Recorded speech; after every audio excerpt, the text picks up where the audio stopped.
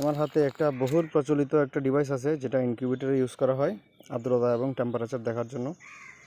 তো আমি এটা একদম উন্মুক্তভাবে ট্রাই করে দেখছি এটার কি অবস্থা।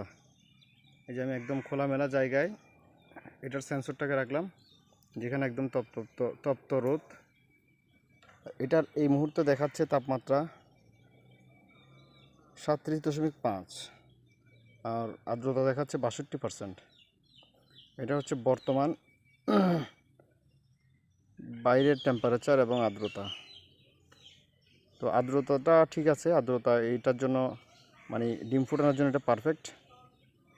আর টেম্পারেচারটা কিন্তু বেশি, দেখতে পাচ্ছেন আপনারা 37.8 হয়ে গেছে। অর্থাৎ বাহিরের টেম্পারেচারই আমাদের ইনকিউবেটরের যে টেম্পারেচার থাকার দরকার তার থেকেও আরও বেশি।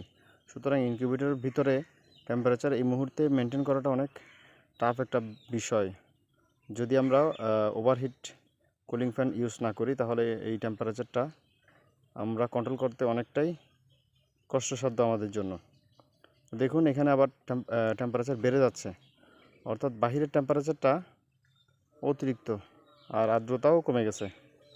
এবার আমরা এই ডিভাইসটা নিয়ে একটি দেশি মুরগির নিচে গিয়ে দেখব, দেশি মুরগির নিচে এটা ট্রাই করে দেখব ওখানে আর্দ্রতা এবং টেম্পারেচার কত।